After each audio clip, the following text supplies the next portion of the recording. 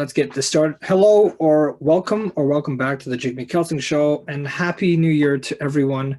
Today I'm proud to welcome a very special, esteemed, and distinguished guest on the show, and I'm so happy and proud to welcome National Hockey League Deputy Commissioner, Mr. Bill Daly.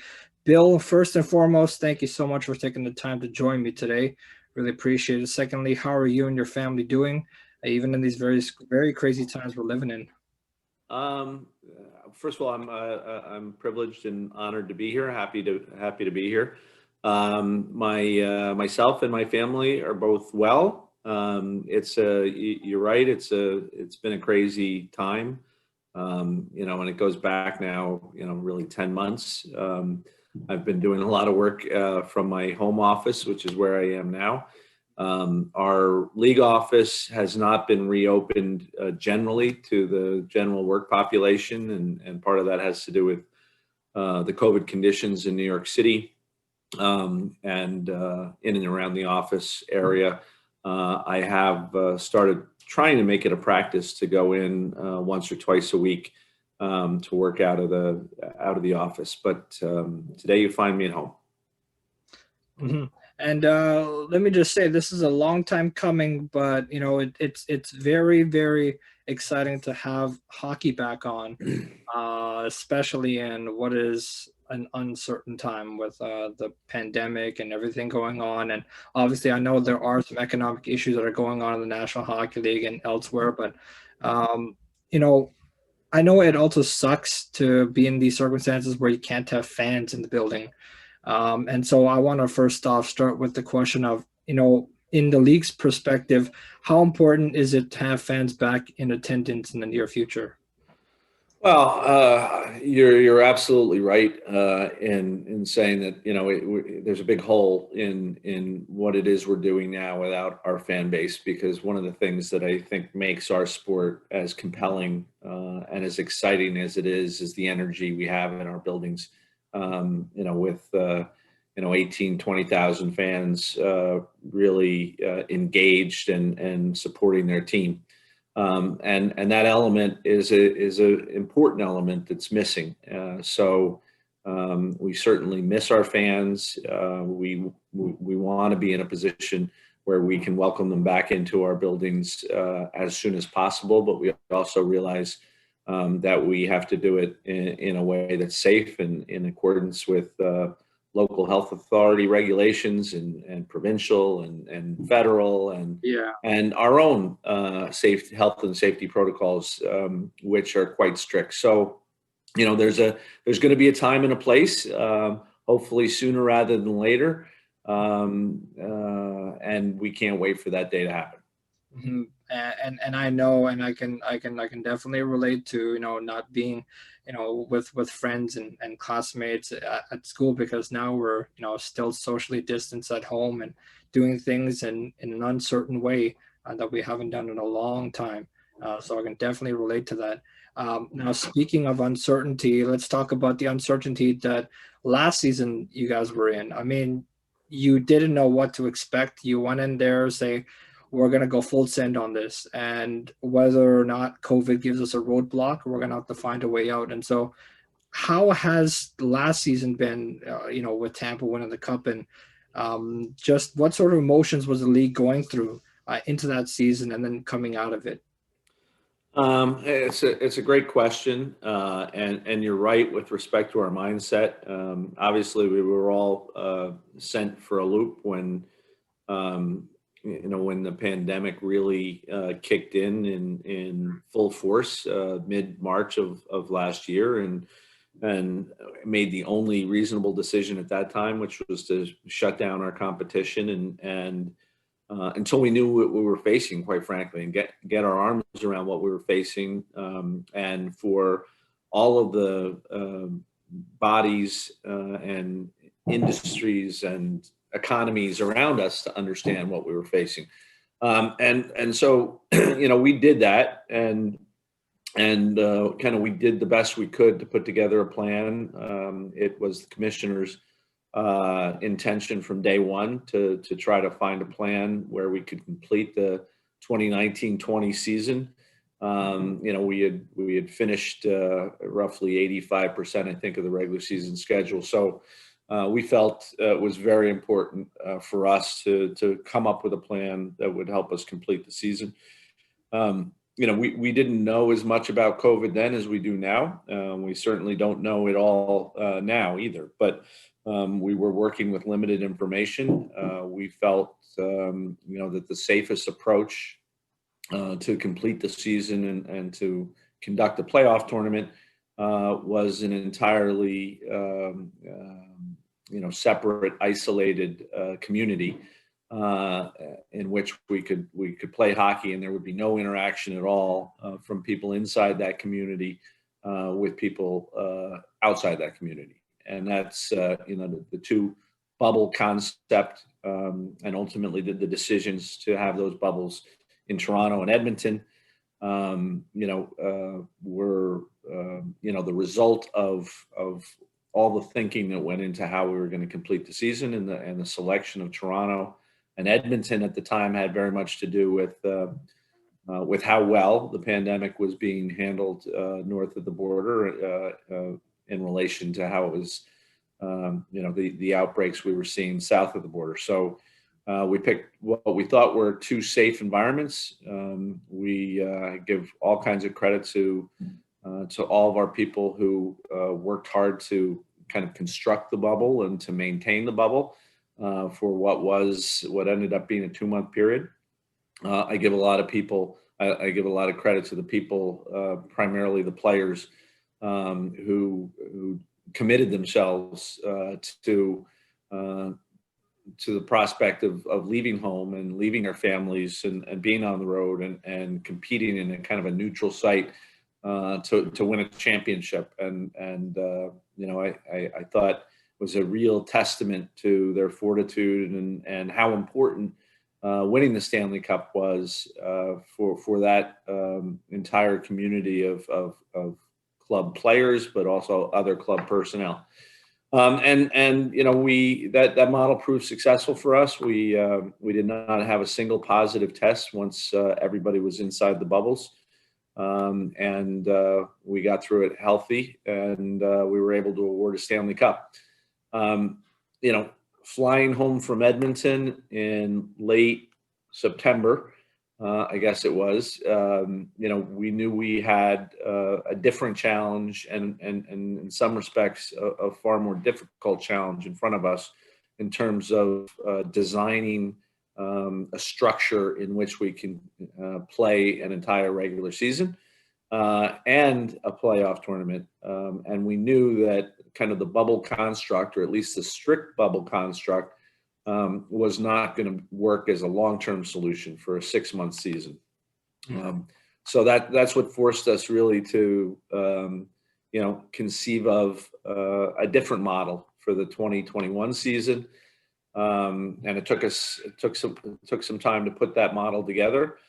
And I'm the first sitting here today to admit it's an imperfect model, but it is the most practical and safest model that we could construct given all of the varying circumstances that we're dealing with. So, we're only a week in.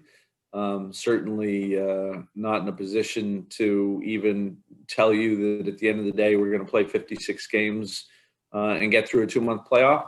But I can tell you that I know that our clubs and our league personnel are committed to doing everything within their power to accomplish that objective. So that's the journey we're on currently. And absolutely, and I think it takes a tough gauntlet to have your time away from family for a long extended time. And then I know you guys, especially with Commissioner Gary Bettman, and then yourself, and then the whole league officials and everyone. How has it been, and is it emotionally, physically draining and hard enough to be away from your families, being in that bubble? So what was that experience like for you guys? Well, I had it, both the commissioner and I had it a lot better than the other people, the other league personnel who committed themselves to the bubble. We specifically set it up such that the people we assigned to that project were assigned for the duration. with very, very few exceptions. The commissioner and I were two of those exceptions. And part of that was really with respect to the duties we had outside the bubble to get to the point where we could attend. So I actually only spent, I think I traveled on September 3rd, and basically spent the month of September in Edmonton, really the last two rounds of the playoffs. And the commissioner came, I think, exactly a week behind me. So we were there for an extended period of time, for sure, particularly given our normal travel practices where we're normally in and out of cities. And we were away from our families, and it was definitely a challenge. But as I said, it was a fraction of the challenge faced by everybody else, including the players and team members. For the teams that advanced to the Final Four and ultimately the Stanley Cup Final, who were gone from their families for 2 months. And then we had the added challenge. We had raised with the issue with Canadian health authorities our desire to try to introduce families into the bubble at the very end of the tournament. We put a pin in that issue. We certainly didn't have that issue resolved. And as things played out, ultimately, we didn't get the approvals we needed from the Canadian government and the Canadian health authorities to allow that to happen.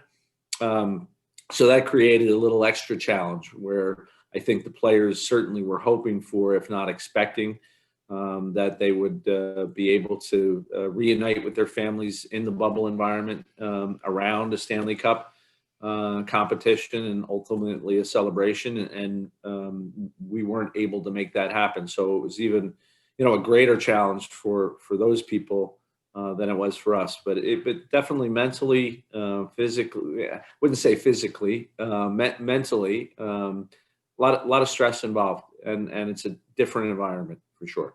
Mm-hmm.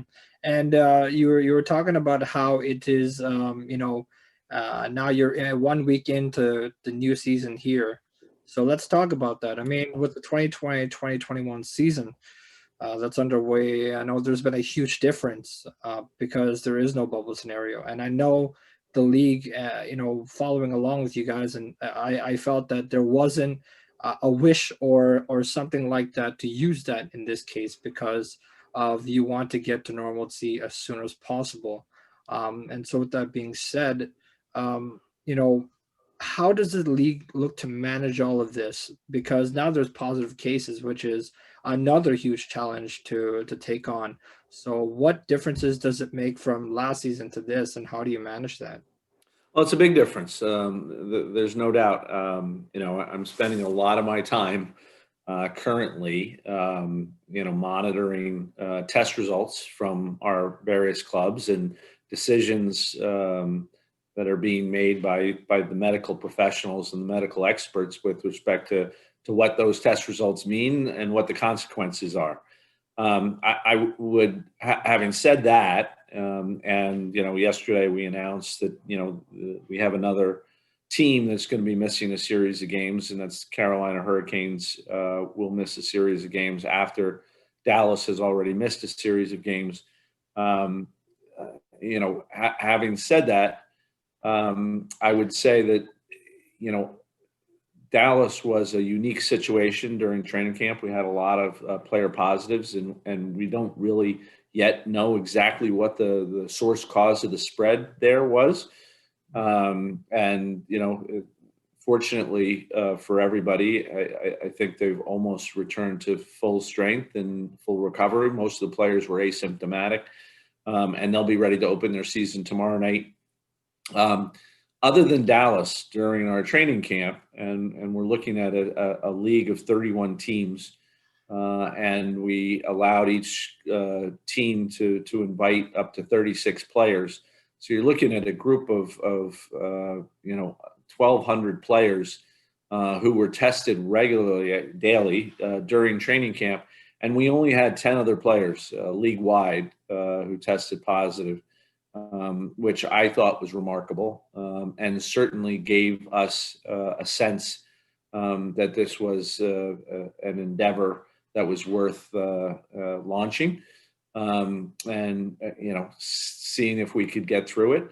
Understanding that there were going to be challenges and that there were going to be games that would have to be postponed and rescheduled, and travel issues that would come up for for teams and players, and quite frankly, player substitution issues. And that's so in part why we collectively bargained with the Players Association a taxi squad provision, so that each club would have available to it for quick substitution players who have been practicing with the club, who've been testing with the club, who've been traveling with the club, and wouldn't have to be integrated by way of quarantine in order to play games. So, we've built in, I guess, a lot of maximum redundancy and safety nets to understanding that it's not going to be smooth sailing through the course of this season. And we're going to have to navigate what could be rough waters, and already are somewhat rough waters, as in order to get through this. Mm-hmm. And like you're talking about all things fair here, because there is no you can't really do anything with controlling the cases, because it's beyond your control, for to put it in that way. So it's in the unknown now. It's basically you either tackle it or you don't. And I think the NHL and HLPA, I believe, would be able to find a way out of this. But again, we're not out of the woods yet. Would that be accurate? That is entirely accurate. We're not even close to being out of the woods. And to top it all off, for better or for worse, and it really, at the end of the day, was our only alternative. And we launched the season kind of at the height of kind of the North American second wave COVID spike. After the holidays, after, U.S. Thanksgiving, after Christmas, after New Year's, a time where traditionally people and families get together, and where there certainly can be, transmission and spread of a virus that's this contagious. We were opening in the face of what was already a difficult situation throughout North America, including in Canada this time.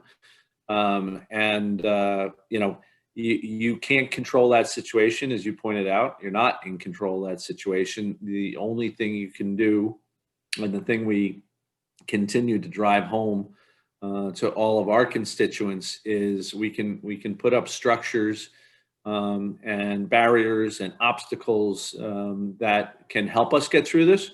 But they're only as good as the people who observe those barriers and those structures and those obstacles. And so we need constant vigilance by the people who are participating in our season this year and our game.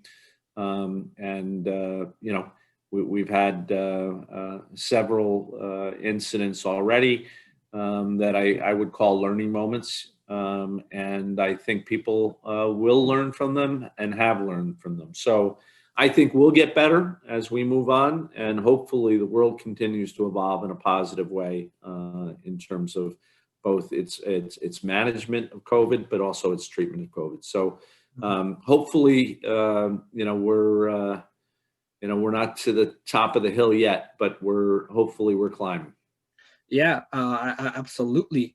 I think us as hockey fans are ecstatic just to get the hockey back on as a distraction out of everything that's going on in these dark times. Obviously, people are looking for a way to find an inspiration through all these hard times. So I think hockey back on will certainly do that. With that being said, I don't mean to speak for all Maple Leaf fans here, but is there a trade kind of happening with Toronto, or what can you tell me there? Currently, Yeah. nothing that I've been made aware of. Usually I'm one of the first to know, although I don't get involved, and nor do any of the clubs include me in kind of the lead up to a trade. But once a trade has been, once there's a virtual handshake, I do tend to get quicker notice than even Bob McKenzie and Darren Dreger and Pierre LeBrun and Elliot Friedman and those guys. So having said that, as I tell all my media friends who do such a great job covering my game or their game, our game, it's remarkable the relationships they have and the hard work they do in digging up that information. It leaves us scratching our heads sometimes as to how quickly they get that information. So I would keep tuned to those sources as opposed to asking the deputy commissioner for those secrets. Absolutely, and on a much more lighter note, I mean, talking about some really like great news. I mean, what was your take when you heard that Joe Thornton was headed to Toronto? I was happy for Joe. Obviously, I was, and I was, I was happy for the Leafs. Obviously, that was something that both parties wanted, and that's why it happened. And I certainly kind of understood, what the Leafs I think were trying to do with their roster this year as compared to last year, and adding, superstar veteran who can still contribute even at his advanced hockey age, certainly made a lot of sense. There's a lot of leadership in that locker room now for sure, and so certainly pleased for Joe and for the Maple Leafs, and I hope it works out well for both parties. Yeah, and moving on to a fair amount of discussion that has been made about um, the puck tracking thing, and so I wanted to get your perspective on that, and the league's perspective on what kind of implementation does the puck tracking do for the game? Does it elevate it, or just what is the sense on that? Well, we think it will ultimately elevate it, and I think our opportunity and what we think its real prospects is greater fan engagement, really allowing fans to connect with the game in ways that they may have wanted to connect in the past and haven't been able to, given kind of the traditional methodologies and measurements that we have in the game. We have the world's changing a little bit in terms of how people consume sports. And we have a very young and energetic and tech savvy and analytical audience currently. And they love statistics and they love to analyze the game in ways that people my age probably never thought about analyzing the game. And we want to kind of feed that demand in terms of how you can connect and consume the game in different ways than we have traditionally. And certainly, we think our player and puck tracking technology project and initiative kind of will deepen those ties and will only get better with time. Mm-hmm. And I know, but recently there's been I've heard that there's a pausing of the use of tracking pucks. I'm not sure on the logistical side of why that happened, but is there anything you can provide us with as to the basics of what is going down with that? Because we know that that's an issue right now. Sure. It was unfortunate. There's no doubt about that. The simple, very simple and simple-minded answer to that is for whatever reason, we got a bad batch of pucks to start the season. And pucks that were manufactured in the same way as the pucks we used in the bubble in Edmonton last year without incident. But obviously some differences in finishing treatments that the pucks received, and obviously on us that happened. But I think it's a fairly simple fix, and I think we'll get a new shipment of pucks relatively soon, and we'll be able to reintroduce them into the game. And we felt And I think we proved that the puck technology and the pucks that we produced during the conference finals and the Stanley Cup final last year, worked the same way as traditional NHL pucks, and were certainly accepted and embraced by our players in that way. We just have to make sure that our pucks going forward meet the same standards and are finished in the same way. And I think that's a fairly simple equation. Mm-hmm. And I think you're completely right on that. I think it may seem as a good idea to some people, and some may not be approving of it. But let's talk about just the basics of the economic standpoint of what happened. And I know the league doesn't want to talk about it because you get the questions a lot, and you may get bothered by it a lot, if that's fair to say. But the basics of helmet ads, is that one progress made in terms of getting the economic back to where it was before, or is it more so of just put it out there because it's all for the fun of it?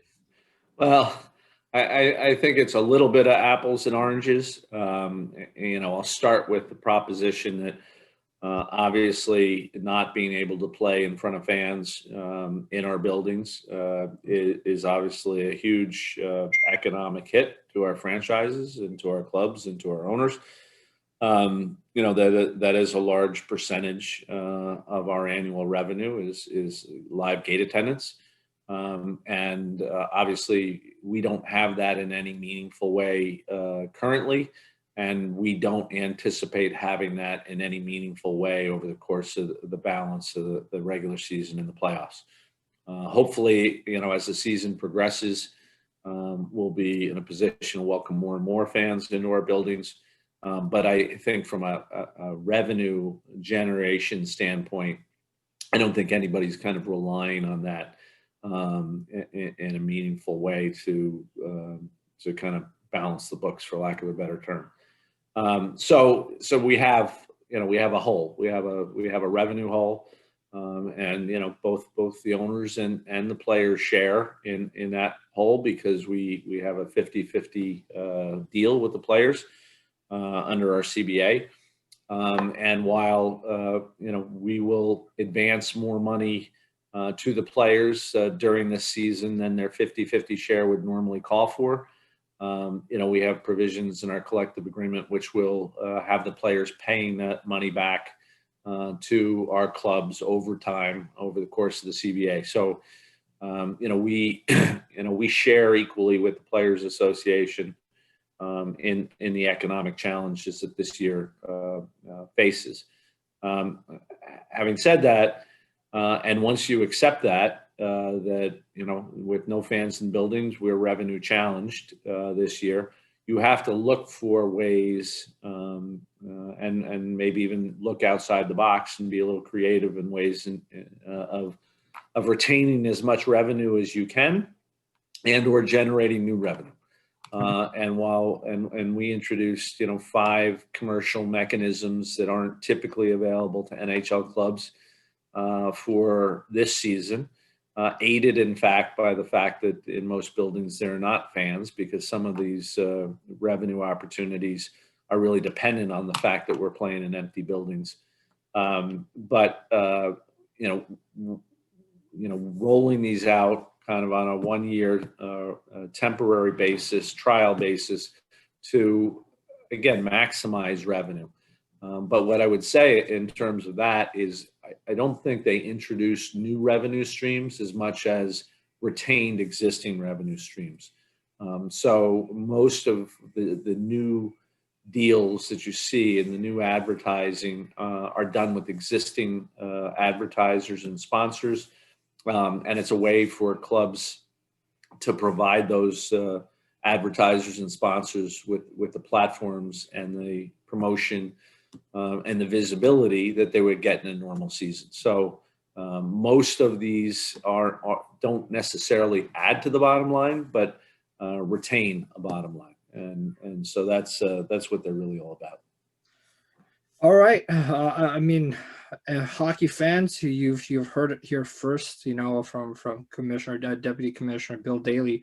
on just a few of the many things that moving pieces that the NHL and NHLPA may be working on at this time. So if you have questions, don't bother them; they're busy. But anyways, that is going to wrap up the interview with NHL Deputy Commissioner Bill Daly. Bill, thank you so much for taking the time to join me on the show. I really appreciate it. And hey, I mean, aren't you a Bills fan? No, I'm not a Bills fan. I'm a Miami Dolphins fan, but I know a lot of people in Toronto are Bills fans, so I wish you lots of luck this weekend. And so yeah, and so I really appreciate you taking the time out to join me, Bill.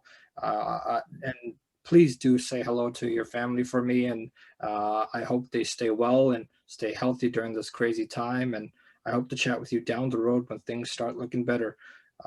Thank you and take care. I will, and thank you. Thank you for having me. I appreciate it being here. Thank you so much, Bill. Well, that's National Hockey League Deputy Commissioner Bill Daly on the Jigme Kelsang Show. And so I hope you all enjoyed the interview. And if you did, please check out my social medias for my show, which will be linked in the description. And if you listen on YouTube, please give it a like if you enjoyed it. And if you really enjoyed it, please feel free to subscribe. And also, if you like to feel free, turn on your post notifications so you don't miss any new content that I post. Thanks so much, everyone, again. And I will see you next time right here. Take care. Thanks, Bill, again. All right, Jigme, anytime. Thank you for having me.